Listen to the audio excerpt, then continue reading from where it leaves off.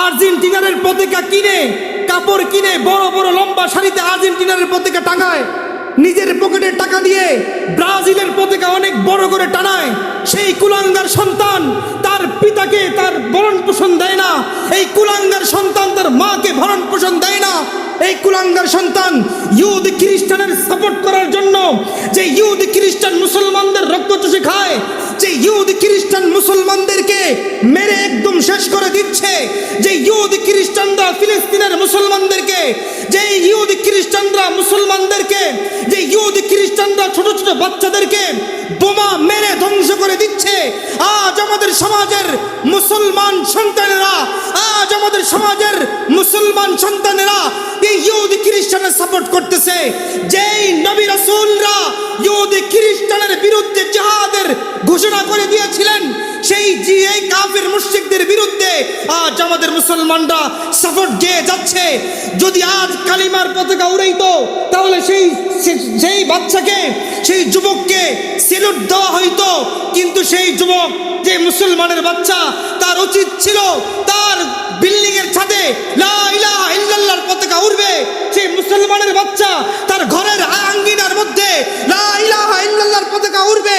কিন্তু সেই মুসলমানের বাচ্চা ইহুদি খ্রিস্টানের পতাকা তার বিল্ডিং এর ছাদে উড়ায়।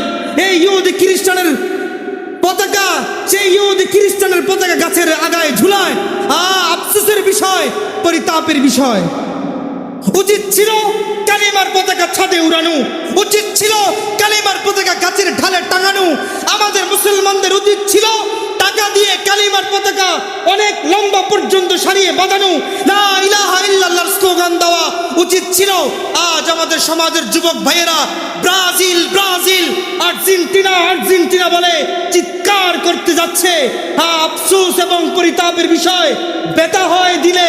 যা যুবক ভাই, এমন দিনের জন্য আমার নবী কষ্ট করেন নাই, এমন দিনের জন্য আমার নবী তায়েফের ময়দানে পাথরের আঘাত খান নাই। এই পর্যন্ত ইসলাম পৌঁছাইতে সাহাবায়ে কেরামের অনেক রক্ত দিতে হয়েছিল, এই সাহাবায়ে কেরামের অনেক জীবন দিতে হয়েছিল। বেলালকে উত্তপ্ত বালিতে শহীদ হয়েছিল, এমন এমন সাহাবীকে নিজেকে শহীদ করে দিতে হয়েছিল। আজ মুসলমান এত সহজে ইসলাম পাওয়ার পরে মুসলমান হয়ে ইসলামের সাপোর্ট না করে, তুমি আখিরাতের চিন্তা না করে ইহুদি খ্রিস্টানের তুমি চিন্তা করতেছো। হাদিসের মধ্যে নবী আলাইহিস সালাতু ওয়াস সালাম বলেন, মান তাশাব্বাহা বিকওমিন ফাহুয়া মিনহুম, যে যেই দলের সাপোর্ট করবে, যে যেই দলের অংশ নিবে, সে ওই দলের অন্তর্ভুক্ত। আমি জানি না, আমি ফতোয়া দিব না, আপনারাই বলেন। যদি কোনো মুসলমান ইহুদি খ্রিস্টানকে সাপোর্ট করে, যদি কোনো মুসলমান ব্রাজিলকে সাপোর্ট করে, যদি কোনো মুসলমান আর্জেন্টিনাকে সাপোর্ট করে, তাহলে আপনারাই ফতোয়া দেন, তাহলে সে যেই দলের সাপোর্ট করে সেই দলের অন্তর্ভুক্ত কিনা বলেন, সেই দলের অন্তর্ভুক্ত কিনা? কাফের যে আর্জেন্টিনার যারা খেলে, যে প্রত্যেকটা প্লেয়ার একটাও কি মুসলমান? একটা প্লেয়ারও মুসলমান নয়।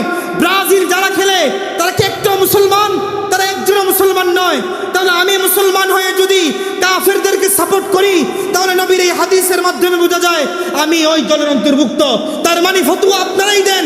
যদি মুসলমান হয়ে কাফেরকে সাপোর্ট করে, যদি মুসলমান হয়ে ইহুদি খ্রিস্টানের দলের অন্তর্ভুক্ত, ওই যেই খেলাধুলা চলে সেই খেলার সাপোর্ট করে, তাহলে আপনারাই ফতোয়া দেন, আমার ফতোয়া দেওয়ার দরকার। আমাদের সমাজের মধ্যে এখন দেখা যাচ্ছে যে নিজের বাবা নিজের মায়ের কাপড় চোপড় পরতে নাই, নিজের বাবাকে কাপড় কিনে দেয় না, নিজের মাকে কাপড় কিনে দেয় না, কিন্তু সেই ছেলেটা নিজের পকেটের টাকা দিয়ে